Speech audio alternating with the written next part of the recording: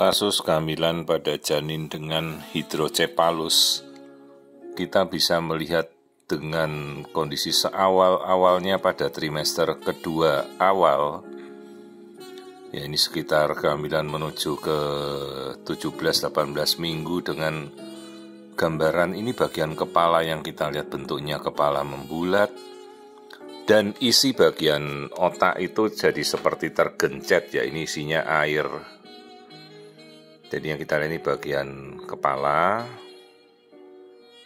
Ya, bagian kepala itu rongga otaknya melebar, ini yang kita tunjuk dengan panah ini. Jadi gambarannya hitam itu isinya air. Ya, dari awal trimester kedua kita bisa melihat pembesaran kepala yang terlihat menekan matanya jadi kecil. Jadi ini suatu kasus hidrosefalus sejak dari dalam kandungan pada awal trimester kedua.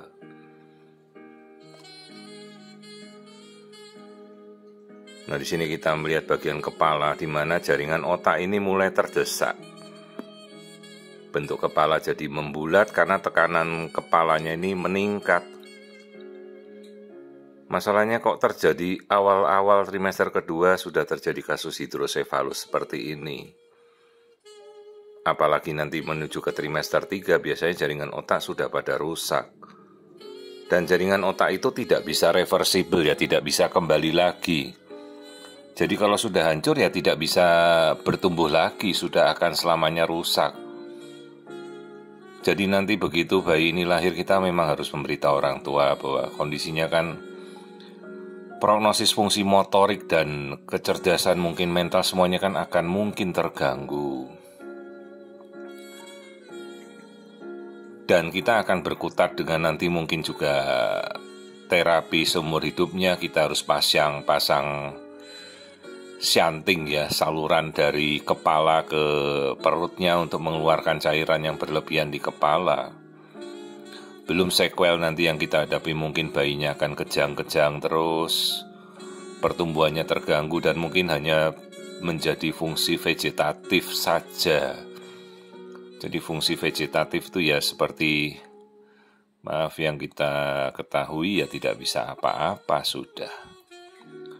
Jadi ini pembesaran di bagian kepalanya, otaknya rusak, isinya jadi air. Penyebab, banyak sekali faktor yang kita tidak tahu.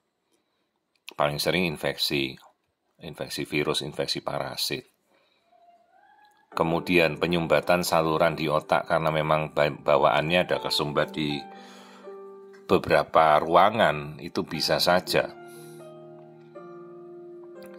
Masalahnya kalau sudah dalam kandungan, masih jauh dari prosesnya persalinan, ini jaringan otaknya sudah rusak kan, kita tidak bisa melakukan apa-apa. Jadi kalau kondisi bayi tanpa struktur korteks atau bagian otak yang berfungsi, ya apa yang bisa kita, mungkin akan terjadi sequel pada berikutnya, kita tidak tahu. Yang jelas ya prognosisnya buruk, fungsionalnya, motoriknya. Jadi ya orang tua kita berikan edukasi, pasti berat ya untuk menghadapi kasus seperti ini, ya kita dalam pihak mereka kita mengerti bahwa mereka menghadapi janin dengan kondisi kelainan bawaan, ya. Anaknya ini laki-laki, baru masuk trimester kedua awal sudah terjadi hidrosefalus yang sedemikian berat, dan prognosis kedepannya cukup berat sequelnya.